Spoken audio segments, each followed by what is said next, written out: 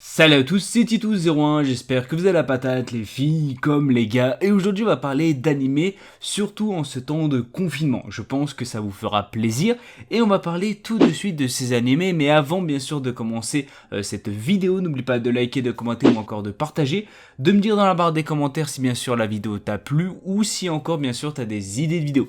Dis-moi tout ça bien sûr dans la barre des commentaires, et sur ce on s'attaque tout de suite sur cette vidéo. Alors on va parler de Akame ga Kill, on est basé sur 24 épisodes d'à peu près 24 minutes, il est sorti en 2014, on est plus sur de l'action, de l'aventure, de la comédie, de la psychologie, de la romance, bien sûr de l'assassinat et du combat.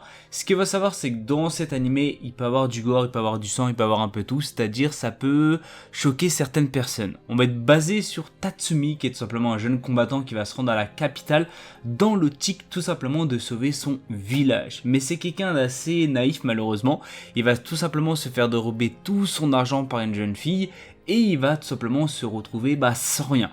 Mais heureusement, il va rencontrer une autre jeune fille, plutôt une noble, qui va tout simplement le proposer de l'accueillir chez elle pendant bien sûr quelques temps. Et malheureusement, au cours bien sûr de cette conquête, c'est-à-dire au cours de la nuit, il va tout simplement rencontrer un groupe d'assassins qui va débarquer chez tout simplement cette noble et qui semble tout simplement pas tout à fait innocente, c'est-à-dire elle a quand même quelque chose d'assez gore aussi derrière, vous allez bien sûr comprendre tout ça au fil des épisodes. Ce qu'il faut savoir c'est que cet animé est vraiment splendide de ouf.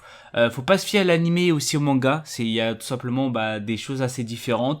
Je vous conseille fortement bien sûr de lire le manga et aussi de regarder l'animé parce que les deux sont tout simplement magnifiques et je pense que vous allez tout simplement kiffer. Si vous aimez tout ce qui est combat ou encore assassin, je pense que cet animé est tout simplement fait pour toi et je pense que tu vas tout simplement tracer les 24 épisodes en une petite journée je pense parce qu'il est tout simplement excellent. Alors on va parler de Grand Blue. On est basé de 12 épisodes d'à peu près 24 minutes, il est sorti en 2018, on est plus basé sur de la comédie, school life, école et quotidien.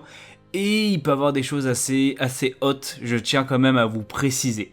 Alors on va être basé sur Yori qui tout simplement vient d'emménager de son plein gré dans la ville côtière d'Izu et va tout simplement durant son temps libre il va travailler dans une boutique bien sûr de plongée où tout simplement son oncle a souvent des étudiants d'université et il est énormément bien sûr passionné par la plongée.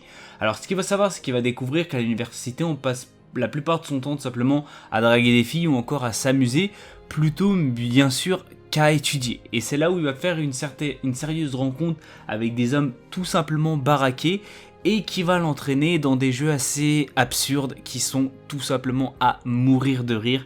Je pense que si vous aimez la comédie, l'humour ou encore les jeux d'alcool, je pense que vous allez quand même plutôt avoir un bon délire sur cet animé et sincèrement c'est vraiment un animé bon délire, c'est-à-dire si vous voulez voir des animés bon délire avec des potes, je vous le conseille fortement. Alors bien sûr il y a des choses qui sont vraiment absurdes et tout simplement assez loufoques, mais je pense que vous allez vraiment extrêmement rire et sincèrement j'ai explosé de rire à des moments, tu t'en rends même pas compte et sincèrement l'histoire en elle-même est vraiment extrêmement belle. Si vous aimez aussi bien sûr la plongée, ça peut aussi vous faire plaisir parce qu'on apprend aussi pas mal de choses dessus et je pense que c'est quand même plutôt amusant. Dans tous les cas je vous le conseille fortement parce que bien sûr, les jeux d'alcool sont extrêmement drôles, mais aussi à prendre avec bien sûr modération.